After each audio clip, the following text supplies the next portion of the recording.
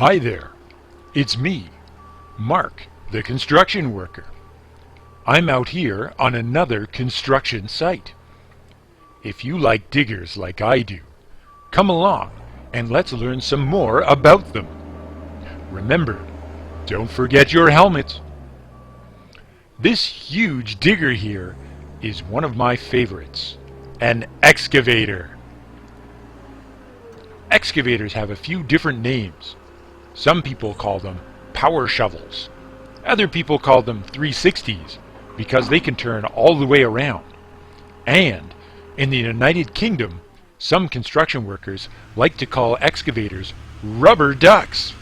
That's right, rubber ducks, because of the bright yellow color. Me? I just like to call them diggers or excavators. And boy, are they good at digging.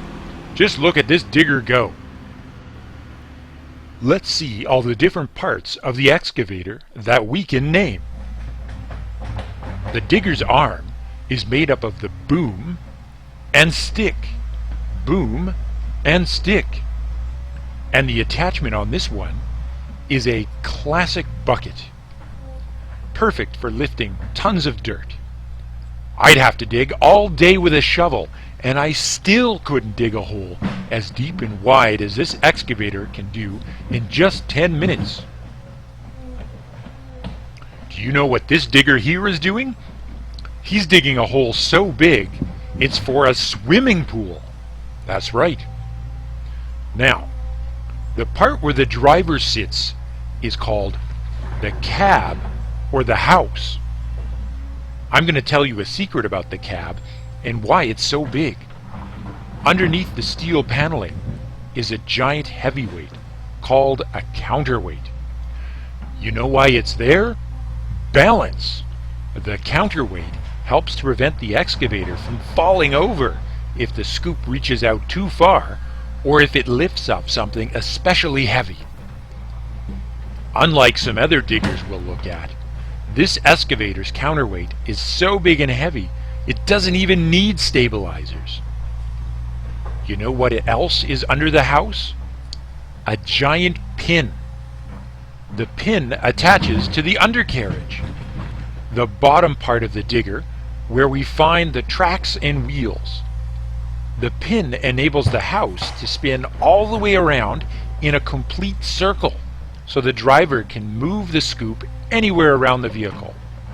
It can spin a full 360 degrees in either direction, and that's why, as I said earlier, some crew members call this digger a 360. Now, this particular excavator also has a special attachment that you don't always get to see. It's a Dozer Blade, right there in front of the undercarriage. The Dozer Blade sounds like bulldozer, doesn't it? Lets the excavator do some work like a bulldozer. It can level piles of dirt or push the dirt it's dug up back into a hole. Oh, before I forget, I got a letter from one of our viewers with a question. This one is from Wesley in Atlanta. Wesley writes, Construction worker Mark, how do you tell the difference between a backhoe and an excavator? They both seem to have large digging arms with scoops. That's right, Wesley. There's a lot of similarities between backhoes and excavators, but a lot of differences too. I can help you to spot which is which. Both backhoes and excavators have digging arms, booms, and sticks, and they use the exact same digging motion: down, towards, and up. Down, towards, and up. And since excavators come in all sizes, it's not the case that the big one is the excavator and the little one is the backhoe. They might be the exact same size. But remember when we talked about the pin and how the excavator swivels all the way around in a 360 degrees of motion? A backhoe can't do that. Its cab is fixed in place. It has a lot less flexibility. That's usually the best way to tell the difference. Usually a backhoe is a digging arm grafted onto the back of a tractor or front loader. there's no turning. But there's more. Excavators have couplers at the ends of their arms. This lets you take the bucket off and replace it with other attachments. It's like adding new hands. Backhoes can't do that. Their arms have scoops and nothing but. Excavators can have breaker attachments, grapple attachments, and even augers. So I hope that answers your question, Wesley. If anyone else has a question for me, just put it in the comments below.